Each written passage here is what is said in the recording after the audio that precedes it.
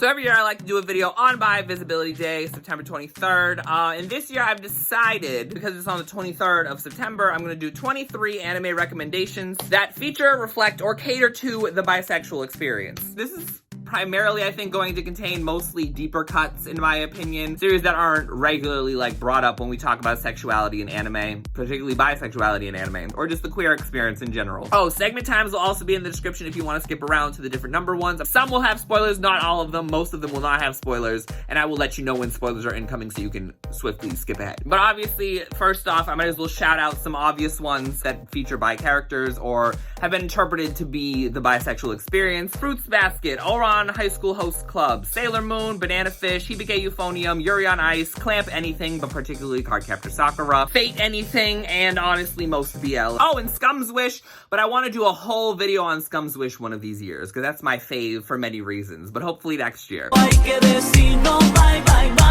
Evangelion, Neon Genesis Evangelion, Rebuild of Evangelion. Really, I would say more so Rebuild than the original series. Personally, in the original series, I view Shinji as more of a trans het woman. Coded. But I mean, some people will probably be like, oh, Shinji in the original series had crushes on Rei and Asuka. But I'm really only saying Rebuild partially because of Mari and how she interacts with characters of different genders. Also, because Mari was probably the first woman in all of the Evangelion franchise that I was attracted to.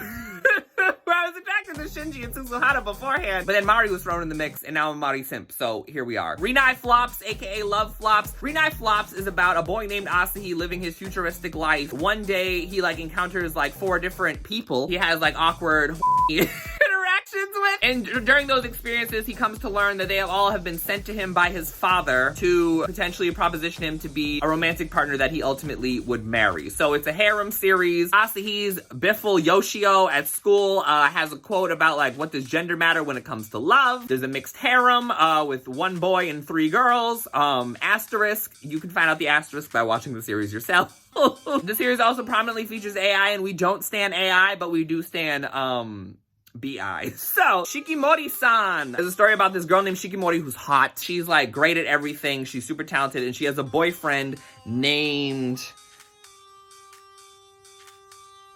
Oh my god, why do I not remember her boyfriend's name? He's largely forgettable, but... Is it Izumi? I think it's Izumi. I believe it's Izumi. He is so f***ing forgettable, but he is also a key component of why... Shikimori is bi propaganda. Really, the story is just kind of like a slice of life, everyday events of Shikimori and her boyfriend, Izumi.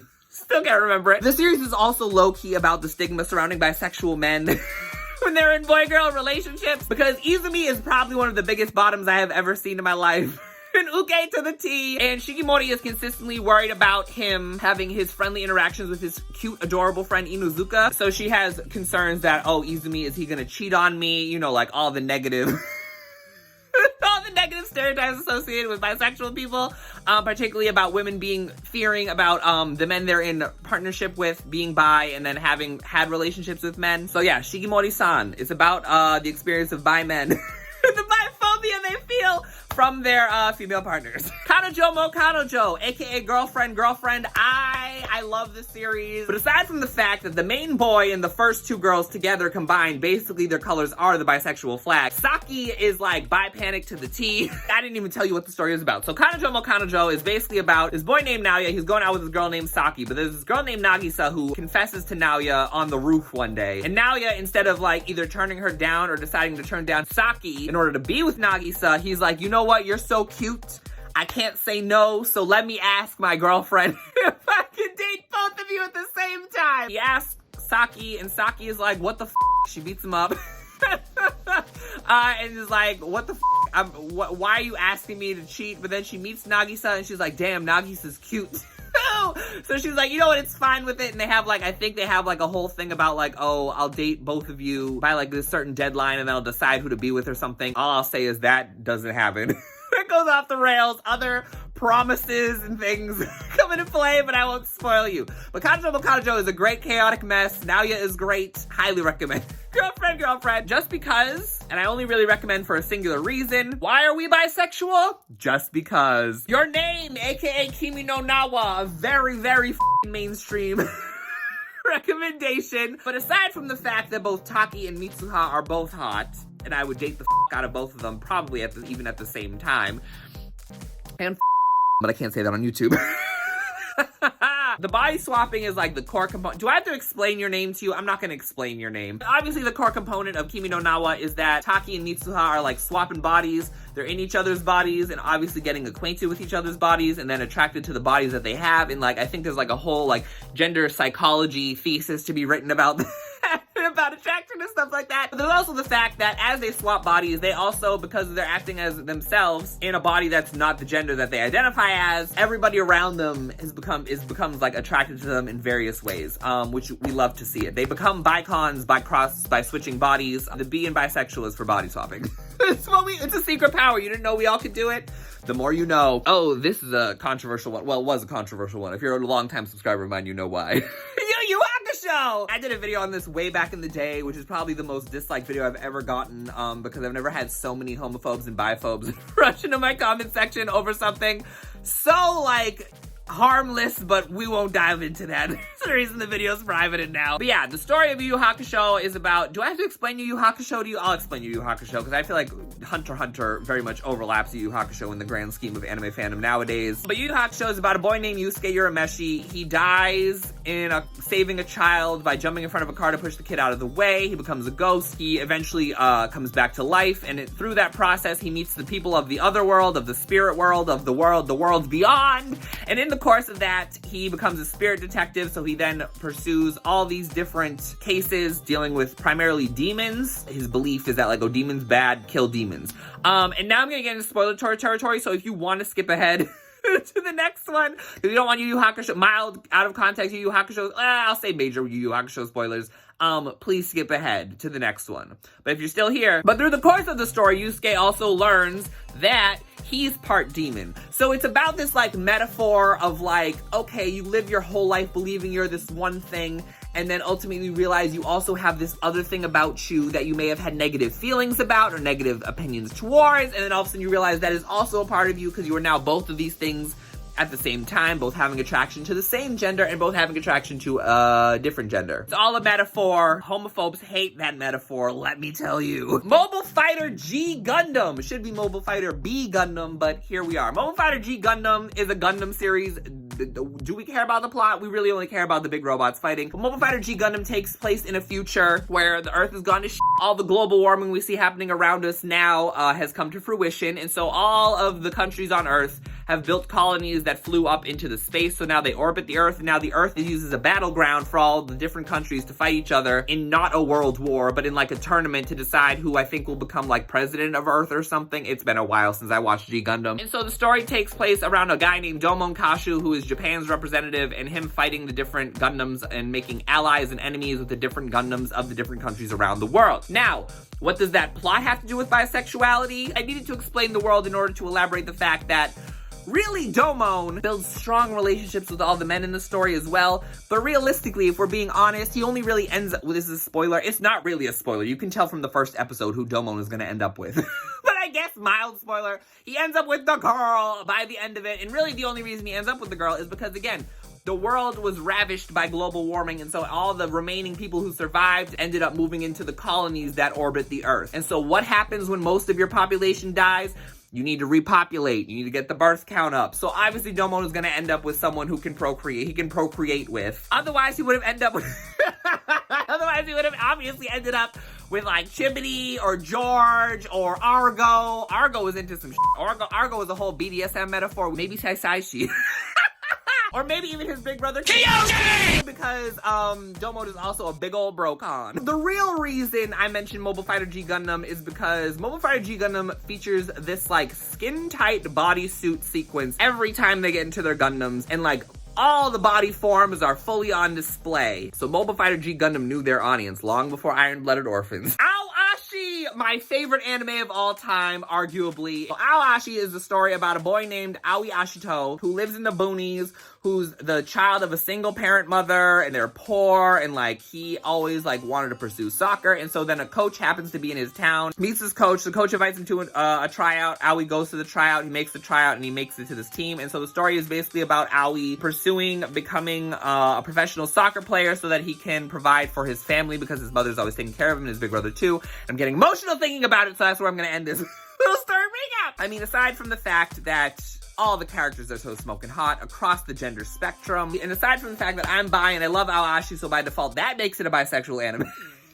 The author, now I'm not gonna not to get conspiracy theory-ish, but I can do this every once in a while. The mangaka of Aoashi, if you don't already know, is a man, first of all. Second of all, this man has made like Bleach BL doujins. It's like it's unprecedented. It is unheard of. And like I've read the doujins. They're not, first of all, they're not explicit. They're 16 plus, not 18 plus. It's much more like goofy, like rom-com-ish. Like they did like, I think, Grimjow in Okiora. And this is like a man, an allegedly straight man, who decided to make BL doujins at all. And even though they're funny, like they're goofy, they're not like this deep romantic thing. Aizen says like gay rights in it. Some shit. In my heart of hearts, in the back of my mind, even though I would be totally fine with Aoi ending up with any of the women that have been in his vicinity, him and Hana would be so adorable. I'd root for them. I am rooting for them. But also I'd be fine with him and Henri, I think is her name. But I'd also be fine with him with like Tachibana. And like any of the other boys he's around. It's probably not realistic, but in the back of my mind, I'm like, you know what? Maybe heterosexuality isn't confirmed here. Maybe we have the possibility for him to be attracted to female characters, but also at the same time maybe end up with a man. And then of course there's my fave Tachibana in the series, who all these men who have expressed attraction to women, he makes them swoon. So we love someone who can make you change your mind.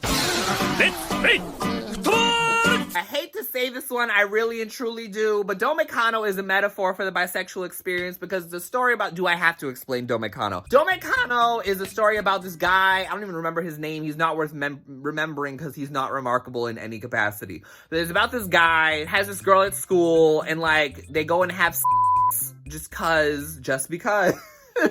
And so he has a teacher, and this girl is the younger sister of his teacher, but he's always had a crush on his teacher, but he had sex with her younger sister just because. And so then he goes home and finds out that his father's remarrying, and that his new step siblings are the two girls, the girl he had sex with and the girl he has a crush on, his teacher and his fellow classmate. And the story follows basically him being indecisive about who he likes until ultimately he chooses someone in the very end. And it's all a metaphor, because aside from the fact that there's a blonde guy who like randomly kissed him, I think at some point, you have two choices and you can't decide. You're indecisive. Why do you have to choose? In reality, you should be able to have both. In reality, maybe you will have both. But it's about the inability to choose between two choices, because you like both of these things. Why would you choose to have one over the Why would you choose to have one over the other? I'm losing my shit already. Which unfortunately is relatable as a bisexual person. It's like I'm attracted to people who are the same gender as me, but I'm also attracted to people who aren't the same gender as me. Like, don't make me choose between these two things, mono. And then ultimately, in the end, I won't spoil Domekano ending, although I think everybody who wants to know it knows it at this point. Ultimately, you are forced to choose. Well, forced to choose in the sense of, like, if you're monogamous, like, ultimately, if you do choose to be in a committed, probably marriage, long-term related, committed relationship, ultimately you are going to choose a gender if you're in a relationship with a single person who is a single gender. And then ultimately, when you make that decision, everyone is going to be mad. The heterosexuals are gonna be mad because, oh my god, what the hell, you ended up with someone of the same gender because they're homophobic. And then the gay people are gonna be mad because, oh my god, you lied to me, you baited us, it was a phase. You know what I'm saying? I hate to say it, but Domekano fits the bill. Beyblade! Why? Because basically bisexual people, we're basically spinning tops of mass destruction. Basically. Also, the tops spin both ways. Token Ranbu. Now, Token Ranbu is basically honestly... It's been a while. I don't know if I fully remember the story of Token Ranbu, but Token Ranbu is about anthropomorphic swords. And I mean, as bisexual people, we would literally anything, so it fits the bill. This also applies to Senjushi, although they're anthropomorphic guns, and I don't know as an American if I want Anthro gun. But anyway, Saint Seiya, all of the Saint Seiyas, any of the Saint Seiyas, Saint Seiya, Saint Seiya Show, Saint Seiya Omega, Saint Seiya Next Generation, particularly Saint Seiya The Lost Canvas. Now, aside from the fact that, like, the story is about zodiac compatibility, because of the gold saints all being based off of the horoscope signs, it's not about the gender or the identity, it's about your zodiac sign. So don't be like, you can't date women, you can't date men, you can't date... What are you? What am I? I'm a Sagittarius, so, like, according to the zodiac, I can date whatever gender. I just can't date Scorpios. You know what I mean? Or Tauruses. I'm trying to remember, it's been a while. I'm not really into that horoscope. But particularly the Saint Seiya series that is really the most about the bi experience is Saint Seiya The Lost Canvas, because it's about a love triangle of 3 childhood friends. When you have 3 childhood friends, how can you choose? Pegasus Tenma and his childhood friends Sasha and Alone, where the 3 of them are poor, living in the age of the Zodiac Wars or whatever. It's revealed that Sasha is the reincarnation of Athena, so she has to go to Sanctuary with the Gold Saints. Tenma, ultimately wanting to pursue her and wanting to protect her, decides to become a saint, so he goes to Sanctuary as well to train to become a saint. Saints are basically like knights of the zodiac, so he's like lives to protect her. And Alone ends up alone, and then it turns out that Alone is actually the reincarnation of Hades. So the whole story ends up being about Alone is Hades, and Sasha is Athena, and the 2 of them are at war, and then Tenma is kind of in the middle because he has to fight for Athena, but he wants to save his friend Alone, and they're all in love. It's a beautiful love triangle, and everyone's hot, and it's so disappointing that we only got 2 seasons of the anime because the rest of the manga is glorious and wildly confusing, but wildly beautiful. The anime is arguably the best looking anime I think I've ever seen. BNHA! Bisexual No Hero Academia. I'm really only here to mention Mineta. The Vicon we love to hate. I mean, I don't really particularly have any feelings about him. I can't not mention him. Netsuzo Trap, aka NTR! Okay, so this is a story about 2 girls. It's a Yuri series for reference, for the record. For whatever. It's a Yuri series about 2 girls. I don't remember the names. It doesn't matter. It's 2 girls in a Yuri series. They're gonna Yuri. They're gonna lock lips and they're gonna lock labia. Basically, it's about 2 girls who are each in relationships with boys and they decide to cheat on their boyfriends and be together. It's ideal, it's iconic, and it fits the bill of the stereotype that all bisexual people cheat. So, we may not like that it represents the experience, but, you know, the negative stereotypes have to be represented too. Kamikatsu, aka I forget the name, Kaminaki, I don't remember. The name will be on the screen. Kamikatsu is a story about this boy named Yukito. He's the son of the leader of a cult. It's a very, like, a religious sect that's basically a cult. And they end up sacrificing him for their god Mitama-sama. And through Yukito being sacrificed, he ends up sent to another world, Isekai. And so he ends up Isebai. So he ends up in Isekai, and he's found by these people and taken into their village. And this is a world without religion, but the world is run by the emperor. Instead of nature taking its course and people dying whenever they happen to die, whether it's through an accident, old age, disease, whatever, the emperor assigns your death. One of the people, of the friends that Yukito makes when he's come to this world in the little village that he ends up in, 2 of the people I think get assigned to death. Yukito goes to save them. In attempting to save them, he like scorns the world and he's like, if God is real or something, like I don't know, he says some shit, but basically his lolly god comes down, Mitama-sama, who I worship, comes down and saves him, saves all the people, and then the whole story is about them dealing with the, like, pseudo-gods of the world and, like, trying to stop them from taking over the world or something. It's really convoluted. I don't really care much about the plot, because the series itself is some of the most glorious male fan service I have ever seen, in addition to the female fan service. Like, it is a bisexual blessing on all accounts. While the manga itself and the anime both have, like, copious, like, female fan service, that's, like, pretty much the same between both of them. The anime goes out of its way to add things to the male fan service. There's so many extra shirtless scenes. They made Yukito and Roy and all the other men, like, I don't know if I can say all of that on YouTube now, because YouTube is now really cracking down on me. In the manga, the bodies are shit. In the anime, the bodies are some of the best bodies I've ever seen. Some of the bodies I've ever seen on male anime characters. And aside from that, there's a goddess of love who has, like, a worshiper. Her name is, the goddess is named Dakini. She's trying to get everybody to She doesn't care how, everybody's it goes out of its way to cater to the bisexual experience, so I have to recommend it. Oh, and there's a character named Bertrand. Gotta say! Mild spoilers. Who is a man who ends up being reincarnated as a woman within the series, but still has his memories. Their memories, I don't know how Bertrand identifies. But Bertrand explicitly says they're attracted to women, but then through the course of things, through Dakini around, realizes they're also very much attracted to Yukito. As they should be. But yeah.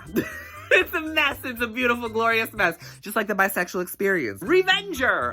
Revenger is a story about a samurai named Raizo, who has a fiance, and who the fiance, I believe, is his, like, shogun's daughter or something. It's, like, connected. And so ultimately he gets assigned, for reasons, he has to ultimately kill his fiance's father. And so in doing so, his fiance ultimately kills herself. And so he then goes on the run, and he wants to die. But then he meets a man named Usui, who is what's called a revenger. A revenger. He meets Usui's allies, and then they ultimately go and enact revenge for people who pay for it with these gold coins. And so the whole thing basically plays out like a visual novel.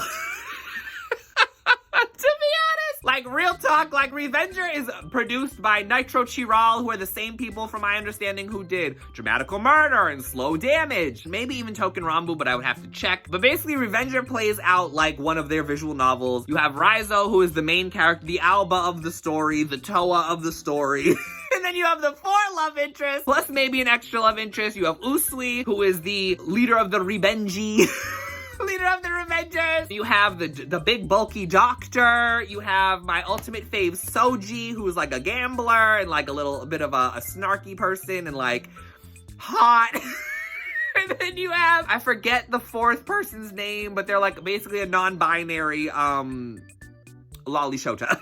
Sort of. So you have all the options for everybody's catered to. Obviously, Raizo was totally engaged to this woman that he was in love with, who brought him to despair when he heard that she killed herself. Obviously, he's attracted to women, but then he has these 4 love interests, so clearly also attracted to men and other genders, apparently. Fufu Ijo Koibito Maman, or more than a married couple, less than lovers, or something like that. At this high school, men and women are assigned to live together to then act out like married couples because Comphet, heteronormativity, and etc. They get assigned to live together. They have to pretend to be a married couple for a grade. But I think they're not supposed to have sex and stuff like that, which is boring. But anyway. And so basically the story tells about this main guy who has a crush on this girl who's his childhood friend. But then there's this Gyaru who he ends up being his partner for the whole experiment grade thing project, whatever the f. But she has a crush on this guy named Minami, I believe is his name. And Minami is the guy's childhood friend's partner in this whole experiment thing. So basically they're living together, but their crushes are also living together, and what they should have done is the Scum's Wish route. But I digress. Aside from them being attractive, this is wholly here because Kamo is one of my favorite characters of all time, arguably my favorite character of all time. He is a bisexual icon. He is pure chaos. He is clearly showing some kind of attraction or interest in all genders. It does not matter. So yeah, this is wholly here because of Kamo. I really said like the whole description of the series, and really it's only for a single character. It's Comphet breeder agenda, but a little bisexual spice mixed in. Dokyu Hentai Ecchi X Eros, aka superheroes with an X in the heroes. Superheroes is a story about a boy named Retto and this girl named, I think, Kirara. They grew up together. They were always together. He's always had a crush on her, but then at some point she got like cold, doesn't want to talk to him. She's like angry. She's known as like an ice queen or whatever. And so one day these like insects attack the earth. And so the insects can only be defeated by energy. So Retto and Kirara and like several other people get recruited to basically this horny Super Sentai analog. They have to accumulate horny energy because reasons in order to defeat the evil censorship bugs. This is wholly here because, again, this is another pleasant surprise, a pleasant horny surprise. Equal opportunity fan service for both. Everybody has nipples. I mean, in the uncensored version, everybody has nipples because you won't see the female nipples, obviously, in the regular TV version. And so that's basically why this is here.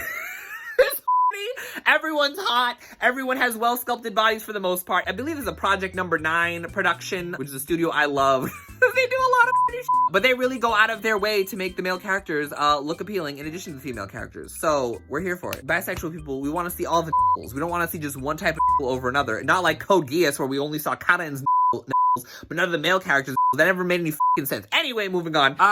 So this is several days later, and I'm through the editing process, and I realized that I missed one. Of course, that series, Being Hidden Like a Ninja, is about ninja, namely Shinobi no Itoki. Now, Shinobi no Itoki is about a boy named Itoki. Itoki lives in the countryside. He's a normal high school boy going to high school. One day, this girl comes up to him and is like, oh my god, I like you. Like, can you come home with me? And so, like, he goes out and hangs out with her, goes back to her place. She starts to seduce him. Things start to get interesting. And then it reveals that she's trying to kill him because it turns out that she's a ninja and she's trying to kill him because he's the son, his father was the head of this well-known ninja clan. And so this other clan, the Koga clan, I believe is their names, like the Pokemon gym leader, is trying to kill him because he's the next in line to lead the clan or whatever. And so it's revealed that his family, and everyone he knows basically are members of this ninja clan. And so he's introduced to the world of ninjas, and along the way, he meets 3 incredibly hot girls who become his harem. And then additionally, he has an enemy to lover opponent ninja from the Koga clan. It's like basically Romeo and Juliet, the bisexual version with a harem thrown in. First of all, I absolutely recommend, because again, like, he has like a harem of 3 girls, but then he also has his boyfriend who is his enemy.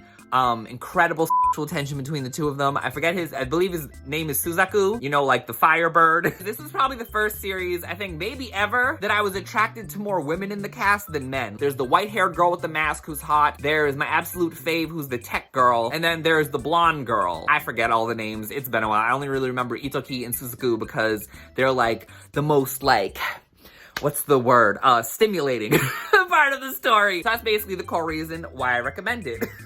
Back to the regular video. Major second, my all-time fave, a long-time propaganda piece of this channel. This is wholly here because it's the bisexual major. Major second, two, bi means two. Obviously, we can do the textbook definition of bisexuality, which is attraction to 2 genders, or we can go by the definition of 2 attractions, essentially attraction to the same gender, attraction to different genders. Whatever it is, it's a 2. Major second is bisexual as f. Also, Daigo has a boyfriend in the first season. He starts to have attraction to girls, obviously, from the first season, but then he gets a boyfriend by the end of the first season. And then in the second season, more boyfriends and girlfriends. It's bi as f. It's major bi. Major second. Boruto! Obviously... I could include Naruto on this list. Did I include Naruto earlier? Maybe I didn't, because I just don't even want to get into that rabbit hole. Boruto! I really just wanted to mention Boruto. Aside from the fact that it's Naruto continued, and we all know about people's perception of the bisexual experience through Naruto Uzumaki himself. And I think arguably you could say a very similar thing is happening with Boruto, with Sarada and Kawaki, and maybe even Mitsuki. And I would prefer with Shikadai, but let's not get into my Boruto ships. But the B in Boruto stands for bi, so of course it has to be on this list. And lastly, Hoshino Kirby. Or Kirby.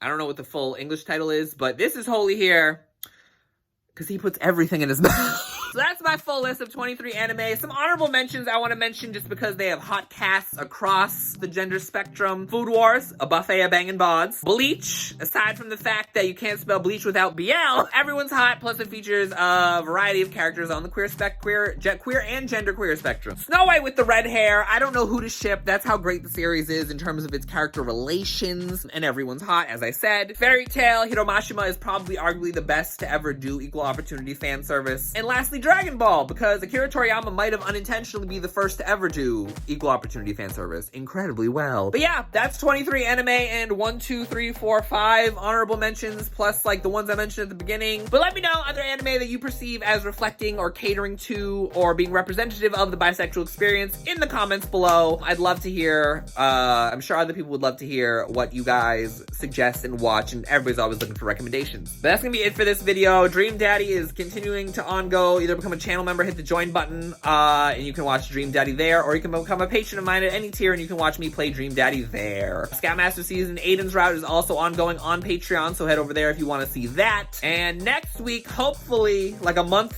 later, since all the episodes have revealed themselves, I'll be reviewing and doing a vlog of Mignon, finally! So I will see y'all probably next week with that, if not the very top of October. Bye!